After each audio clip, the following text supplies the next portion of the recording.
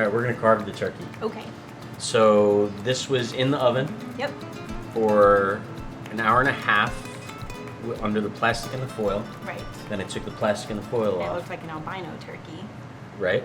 Yeah. Nobody likes that. Not very appetizing. So then turned the oven up, took the plastic and foil off, put it back in the oven until it was crispy and golden brown. Lovely. Now we're gonna break it down. We're gonna carve it. We're gonna serve it with our gravy. I have a question. Yes.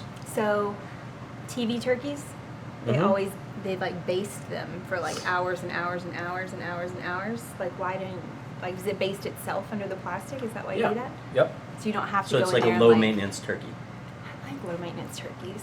Something in your life has to be low maintenance. It might as well be your turkey. It's definitely not your spouse, right? It's very true. So, low maintenance turkey, self-basting. Nice. Don't trust the little red things that come up. Actually, don't buy turkeys with little red things. That's How about that? That's probably a good rule. That's a better rule, right? Yeah. All right. So this turkey came from Taylor Farms. I semi-trussed it.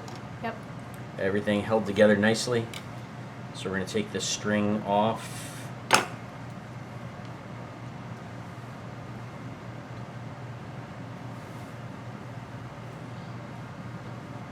Sure you are.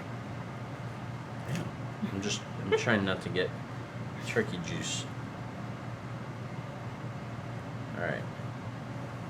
String. Guess what? Chicken butt. Turkey butt. Looks like a turkey butt. It is the turkey butt. That's funny. I need to do these by myself. All right. So now I'm going to take the legs off. So you're not going to like take it out to the table and everybody's going to go, ooh, and then you're going to carve it in front of everybody with like your electric knife? You can do that. No, not me. It's always the guy that does it. So turkey leg. Okay.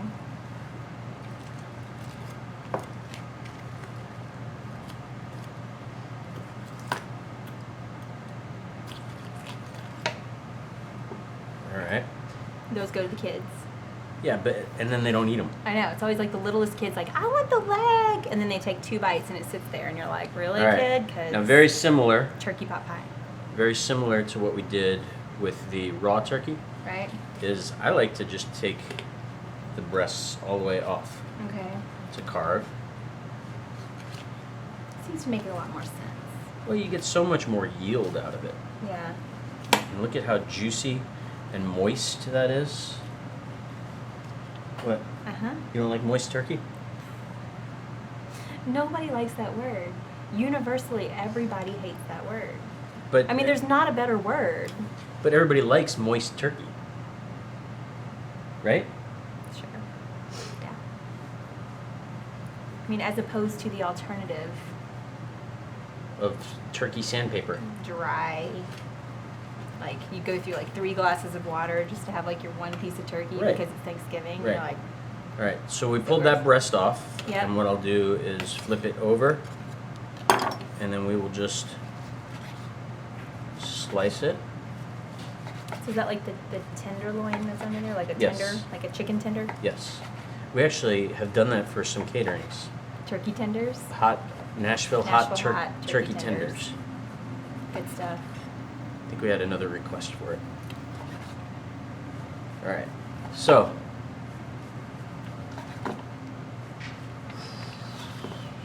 So then do you, like, I see some juices coming out of this turkey.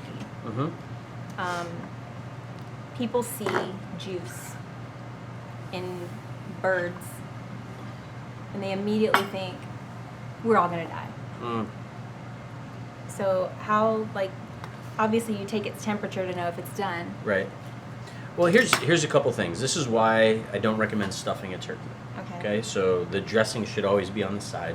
If you stuff a turkey, then that stuffing inside has to come up to 165 degrees. By the time that comes up to 165 degrees, Turkey's overcooked. Yeah. And so everybody thinks that that's the way turkey's supposed to be. But it's really supposed to be nice and humid. Is humid a better word? Is that less repulsive? It just doesn't make sense All right. in this context. So, moist. All right. So now we've sliced the breast. Right. Now we have the thighs. We have the drummies, right? So now what you can do is you can take this off, just cutting between the knuckles.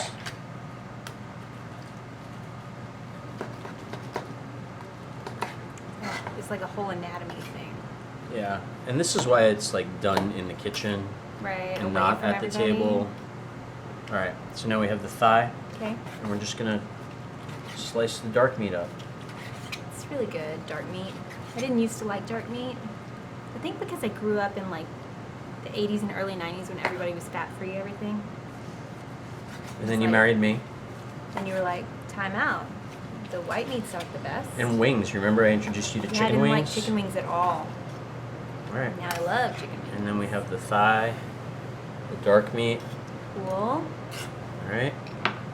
It's all cooked, all delicious, all nice and moist or humid. We have our juicy. We have our gravy. Right. Okay. Some good-looking gravy. So this was the sous vide turkey. Right. Practically zero waste. You see how there's like meat left on the bones here? We don't lose anything when we do sous vide, and it's so much easier to get to the table. Right. Then we have our traditional roasted turkey, or somewhat traditional, Sure. not dry. Right. And then we have our gravy. Non-traditional in that it's not terrible. Right. And that's it. Cool. How to carve a turkey, how to roast a turkey, sous vide turkey, Everybody's ready for Thanksgiving. moist turkey. I know words you hate, like panties. You can't say that on TV. Yes, I can. I don't think you can. It's not TV, it's YouTube. You say whatever you can't- want on YouTube. There's no rules in YouTube. It's the first rule of YouTube. There's right. no rules in YouTube. That's the only word I hate. Can you just say Happy Thanksgiving? And Happy Thanksgiving. Hey, listen, if you liked Behind the Lime.